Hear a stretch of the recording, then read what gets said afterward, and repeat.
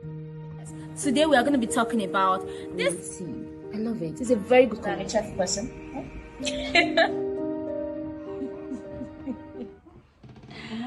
Welcome back to my YouTube channel. My name is Cynthia Eberichi Abontain, formerly known as Dr. Ori.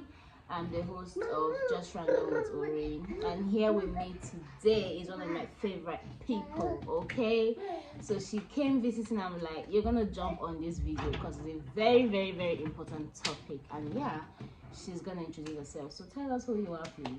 Okay, my name is Mrs. Odo Francisca. What do you do? Okay, I'm a medical laboratory scientist by profession. That's beautiful. So we are here to give you more gist on the topic intimate partner violence. So we started this series 2 weeks ago, and then we're bringing back the second sequel, and we have more for you. Pardon me, you're going to be hearing my daughter's voice in the background. I mean, she's part of this video. She should be learning too, okay? We're going to be discussing today how common is intimate partner violence.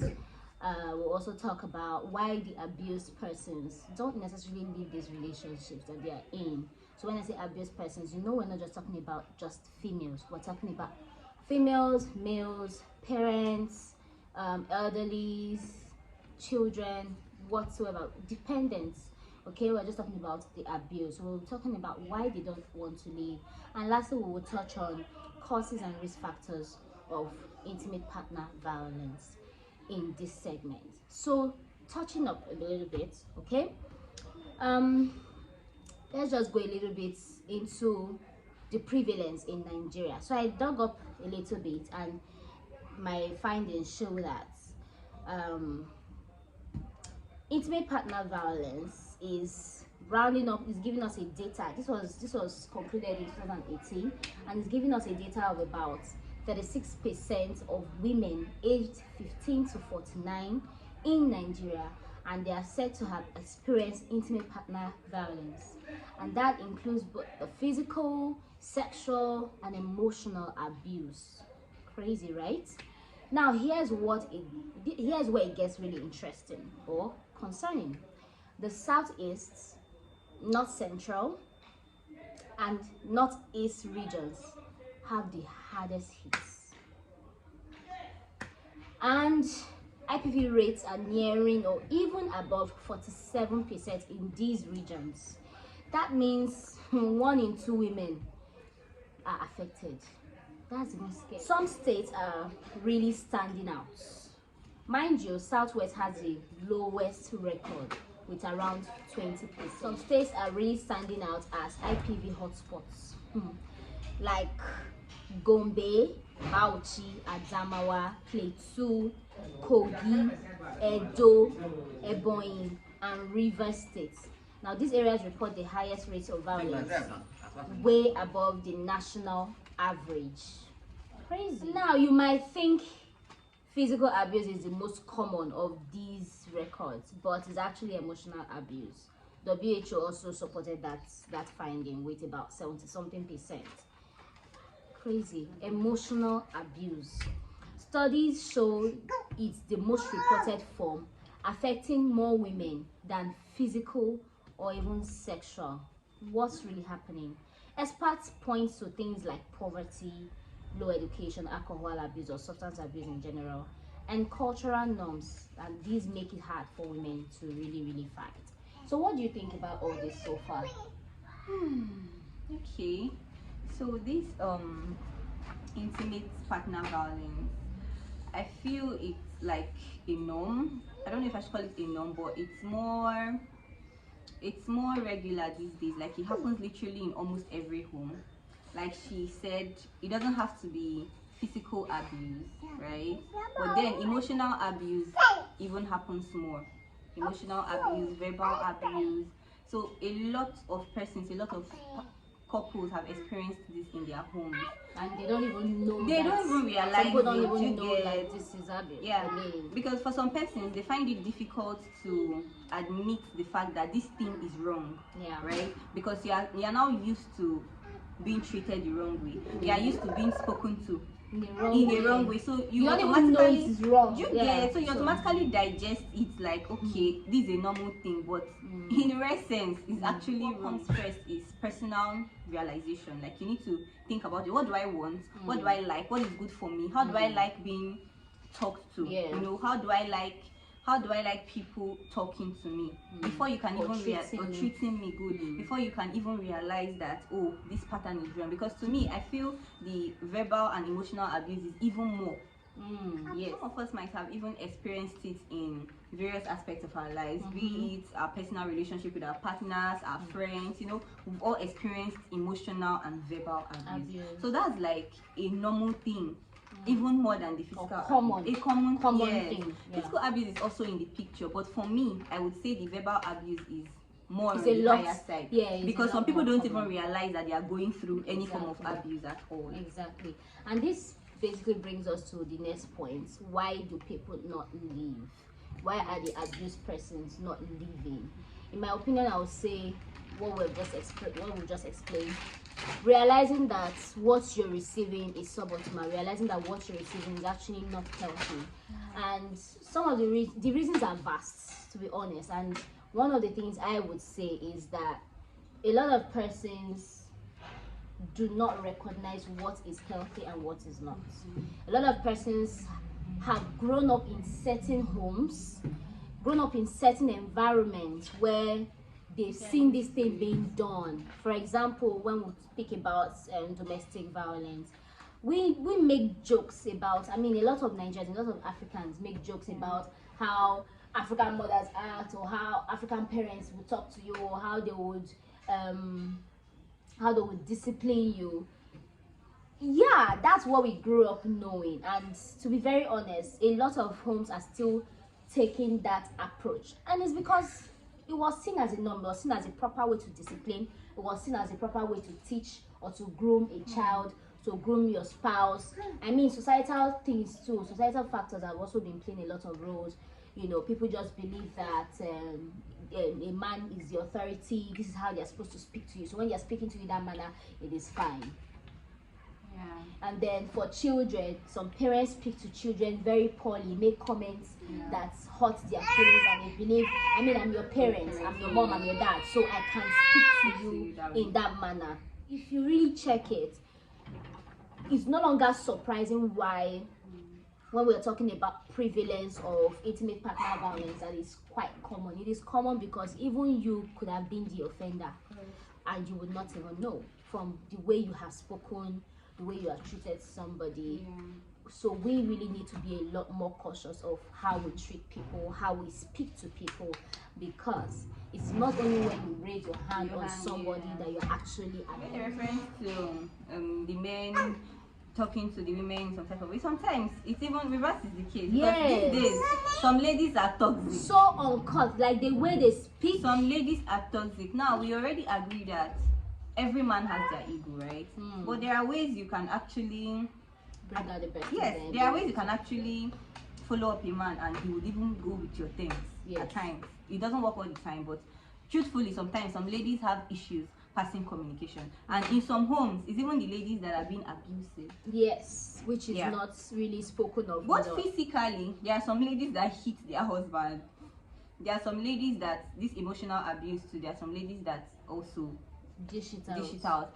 Verbal abuse, some of them, the only thing that comes out from their mouth is cursing. So when you're not able to bear with this person, you're not able to understand this person, you know, and maybe the man on the other hand is the calm type, then you are the expressive type. Sometimes there are some things that you might say that is also regarded as abuse. It's not only for the men. It's not only the men that do abuse women. Women also do abuse men. And they can take advantage of the personality of their just that we only hear, most times we only hear the other gender. Yes, which is why most times when like the women are more, you know, the abuse. Most times when we commit our own, we just turn the tables around, we victimize the whole situation. Oh, you did this to me. But forgetting that sometimes we might have triggered it. Right? Exactly. Not like I'm trying to say this one is good, but I'm just saying that it's not only on one side. On one side, both parties. On both parties. So we all have to like be very, very cautious. I was having a conversation with someone when I released the first video, and the person was throwing some points which made sense, but you know, and for example, we're deliberating on how, you know, because I spoke about the types and the different forms of abuse in the last video. In case you haven't watched it, by the way, please go back and watch it so you can relate with everything we're saying today. Okay, so the person was talking about how these things that we call, you know, abuse might just be a mutual understanding between the couple. And I was like, I don't understand. Initially, that was after all the argument, that's when we concluded on that, because initially the person was trying to say that the way I presented my points was a little bit questionable because it was not capturing everything. I gave an example of how you can be controlling, and that is a form of abuse, right? And I also mentioned that, and I gave examples like monitoring your partner where they're going to and the likes. And the person made a valid point by saying that some people are doing that out of security, love, and all of that. But so that I don't go causing trouble in some homes right now, because I don't want what I'm saying to just be taken out of context. If it's an understanding between you and your partner, then obviously it's not abuse. Like if I want my husband to be checking where I am, it makes me feel like for some he people cares. their love language, right? It makes me feel like he cares about me, he cares about me and my child. You know, he's following up where we're going to and all of that. I wouldn't be happy if he wasn't following up. That's a total different thing. But not in a case where that is not a mutual understanding, or I'm telling you you are doing this excessively and you don't care my opinion in the matter. Now that is where it becomes an issue. So basically, whatever it is, it should be a mutual thing between both parties. This is how you want to do your thing, this is how you want to flow. That's great. But then when one person seems to be oppressed by it, not okay with it, is not in agreement with it, and yet it's still a continuous thing that is detrimental to the person's well-being, now that is where there's an issue. Why are these people in abusive relationships or situationships? Why are they not leaving? Why are they still there? You know, we talked about the different types of abuse, and one of the ones we talked about was isolation, right? No, that's not a type, that was like a method. Yeah. And one of the methods is isolation. So the abuser might isolate you in different forms, tell you can't work. They want you to, they can give you very solid reasons, like they want you to be able to give your 100% to the children. Some people even say they don't want your family to visit. They don't want your family to visit. So there are different reasons why people would say what they want. But the thing is, like I said earlier, it has to be a thing of agreement. So reasons will be that the person does not have ample support. No ample support from friends, from family, for whatever reason. Sometimes their children, they will say, oh, I don't want to leave my kids. Sometimes they can even threaten them with their children that, oh, if you leave this house, you won't see your kids again, you know, things like that. And then in some cases, they don't have any mode of starting life, like they don't have financial support, and their partner have made it look like without them they can't survive financially. And these are just some of the reasons why some partners want to. Some is even love. You love this person, you are optimistic, you are hopeful that the person will change. Yes, you can see the person's future from yes, you are sure. I'm sorry, we're not judging, we're just saying start making informed decisions. That's all we're saying, make informed decisions. Okay, so if you need to seek help, seek help. If you need to seek help, seek help. If you need to speak out, okay? Because at the end of the day, it's just going to be detrimental to you. And even the kids that you're trying to look out for, which made you stay in a toxic environment in the first place, it's not even healthy for them either, because they're going to be watching that vicious circle. They will grow up saying that as a norm, and they might also dish it out. Yeah, and even if they don't grow out, even if they recognize it as a bad thing, something that you keep watching for years, they might find themselves just doing it without even, wanting to do it. So the best thing you would do for those kids is to actually come out of that situation. Or better still, before coming out, I think you should exhaust other options. Like try Yeah, talking to try. people. You Even can have, talk to the partner. Try yes, try talking to to the make partner, a because move. the partner might not know. Or if the partner Seek has help. somebody that he looks up to, you know, everybody Yes. has a mentor, everybody has someone that they fear. Yeah. If not their parents, they might have someone in church, someone at their workplace, you know. Try and exhaust those options. They can talk to them. Some other reason is that some people are scared of the retaliation they will get from their partner. Sure. They feel like if they speak, or they fear that if they speak out, their partners might retaliate in very bad, bad. Is there any other thing you would think of as a reason why people do not want to leave such situations? Okay, societal values. What people would say. Because truthfully, in this our stigma, Africa, our own culture, it's not really a good thing for you. Oh, you are married, and the next thing you leave your marriage. It's not a good thing. So part of what we're supposed to discuss today are causes and risk factors. So how about you take us through that? What kind of things would you say would lead to violence in a relationship, or whatever relationship, or be it parents and their children? Just let's be vast about it, and the risk factors that will make those kind of things come to pass. Okay, there are several risk factors. I would say we have the individual factor. About power and control. Now, you know, men love being in control. Men love being in charge, right? So a situation whereby they are not getting that control, they are not being in charge like they want to, it might be a problem to them. They might now see you as a threat. Some men. For some men. Generally, I feel every man wants to be in control, but just that there are ways you go about it. But I think every man actually wants to be in control. But then, or rather, want to lead. Yes, they want to lead. But you know, these days now, most times we as women, we want our voices to be heard. We want our opinion to matter too, you know. And maybe the way we might go about it might not sit well with them. They always feel everything is a threat to their ego. So whenever something like that happens, when there is that misunderstanding, it's a factor that can lead to abuse. For someone that is, imagine someone that is already abusive, that already has an abusive nature. Tendency. That one will trigger him very well. But it's for someone that doesn't really have an abusive nature, but people might just be having, not have any issue. People might just be having normal misunderstanding. Oh, I don't like what you did. But if it's someone that is abusive, or someone that grew up in a family that you are used to how they pass their message across, you get impose their opinion. They would actually hit you very hard. And secondly, jealousy and possessiveness. There are possessive partners. There's something, being protective of someone is different from being possessive. Now you're protective, okay, you don't want this person to be exposed to harm. Your own is your own, you want to protect this person. But when you're now being possessive, I think it's the extreme form of being protective. So now for some possessive people, you can't even talk to the opposite gender. Be it your church member, be it a relative, they already have issues with it. Now you might even be making use of your phone. They always want to be interested. Who are you talking with? They want to find inquisitive. They're curious. Yes. You know, they might not even let you express yourself. Anything at all. They always see it as a threat. They feel like there's something. They're always jealous.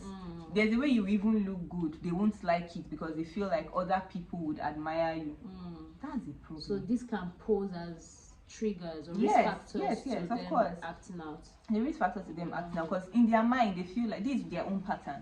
This is what they know, so they feel like, oh, this is a threat. And if, of course, you might not be reasoning it that way, and for them to get back to you, it might either be verbal abuse, or they begin to give you silent treatment, emotional abuse, or physical abuse. And then substance abuse also. So for some persons that might be used to abuse alcohol, yes, it can also trigger them, because then their emotions are high, so that kind of person can easily snap out.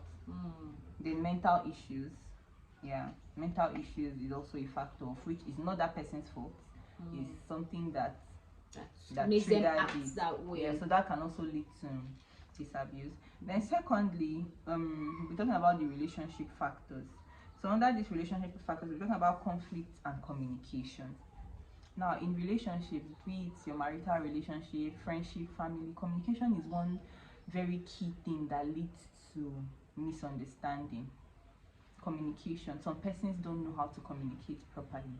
Some persons don't know how to pass information. Some persons don't know how to go about. Once it comes to communications, they are very terrible at it.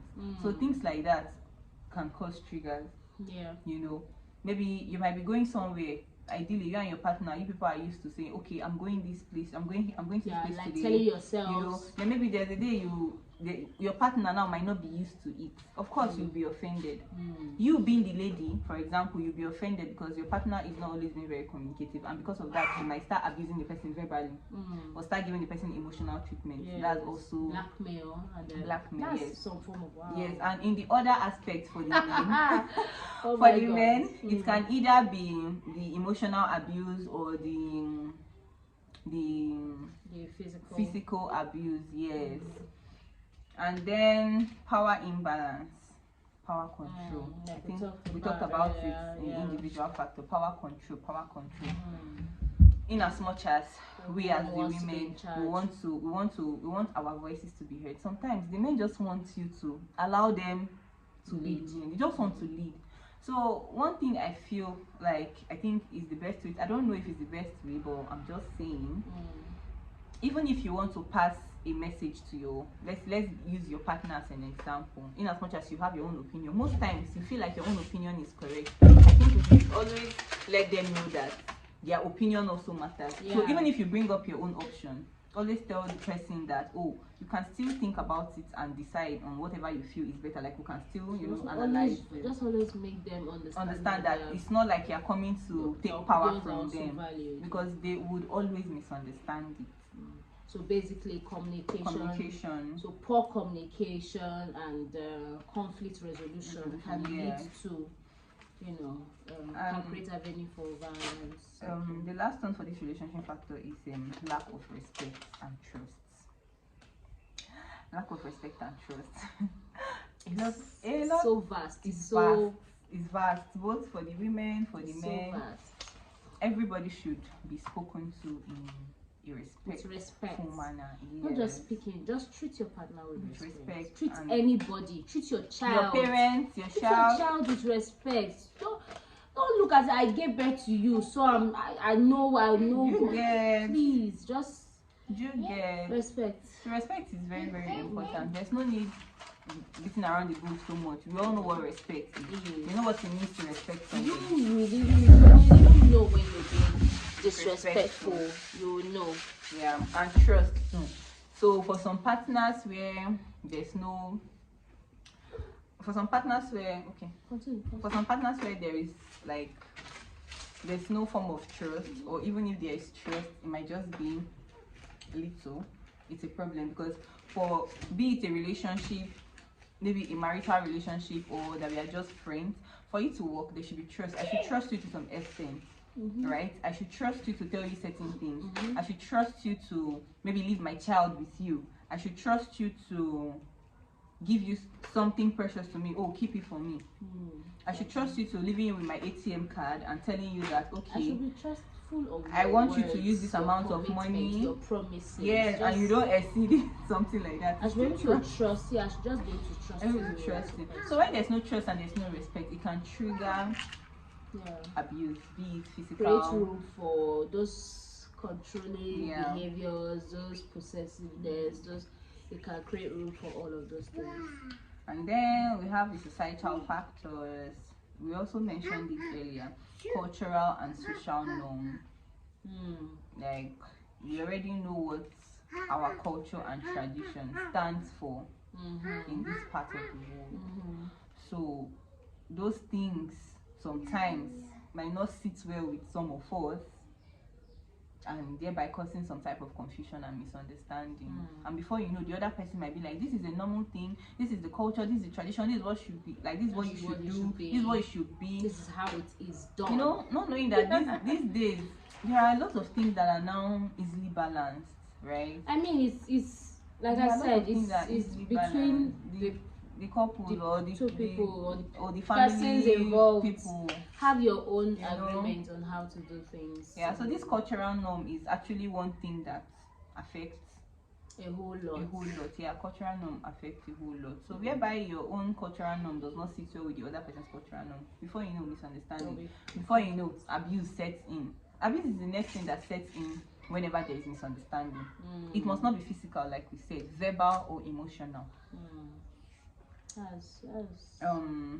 Gender roles expectations. Okay, gender roles expectations. Still like this society. Yeah, where you expect that okay, the man should do this, the woman should do this, and if it's not now working that way, it can still lead to abuse. And then economic factors, finance. Finance is a very serious problem. Very big deal. Yeah, in families especially. In families, both in your some people can lose respect for both your nuclear and your extended family when there's no money. I mean, we've seen a lot of cases. Or like if you are spending more than the other, you know, a situation whereby you are earning more than your partner, right? But your partner that is earning lesser than you is even spending more than you, that is even earning more than the person. We can even cite an example to the Osinachi's case that's went viral and a lot of people knew about. I think part of what was an issue or a risk factor in their case was when the woman became quite successful and was now bringing in more coins than the husband. That was part of, we don't know everything that occurred in their marriage, but that was part of what was said to have been happening in the marriage. So it was even said, what was that? Allegedly. That whatever money that she would make, he was the one in control of everything. Was the one in control of her finances and everything that she was bringing in financially. So, but if this man was secure in himself and was okay with whatever he was bringing in, even if he was bringing in 20% of what the woman was bringing in, it wouldn't have been an issue. I think there would have been some level of understanding between them. So yeah, economic or financial standing is quite important. I think another thing is level of education. Or exposure. Because some people might not be educated, but while some are educated but are not really exposed. There's a difference. So I feel these play a role. They play a role in how abuse can come up in. So we're talking about the environmental factors. You already mentioned the social isolation, whereby they begin to isolate you from family members, friends, and all of that. Before you know, you begin to get agitated, you begin to get angry. You know, a lot of things can actually lead to this abuse. The topic is vast. It's very broad. I don't think we can even do so much. It's very broad. It's very broad. So basically, these are just some factors. And why are we talking about risk factors? We're talking the essence of you knowing some risk factors is just so that you can identify triggers. You can identify possible problems. Yes, you can identify possible problems, because when you're in a relationship, you're in a dynamic where you're starting to point or see some of these things. Imagine being in a home where your father comes home drunk. Yes, and the next thing is to hit on your mom. You feel like it's the normal thing, but it's not the norm. All right, so this is also to help you out there to know what things you would also curb in your own life. I mean, abuse of any form is really wrong, regardless. Is wrong. Okay, so these videos are targeting both abused and abusers. All right, and I really hope that you were able to follow us on this particular video. I know we had a lot of opinions, we had a lot to say, but I really hope that you were able to get one or two things from all we have said. Okay, thank you so much for tuning in. We really appreciate you. Just Random with Ori has a lot for you, and we have a lot more in store coming up in this part of the year. Okay, so do well to share this video to that person or just to anyone you think would benefit from it. Next episode we'll be talking about the results. Like the result of there's another word I'm looking for, but let me just say results. The results of this intimate partner violence. What are the end game? What occurs? What are the aftermaths of this event? I really want to take this time to appreciate my sister for showing up on this particular episode. Thank you for joining us, Scientist Ijoma, and I'm really grateful for your input. Thanks for tuning in. I hope to see you in the next episode. Say bye to them. Bye. Bye. Thank you.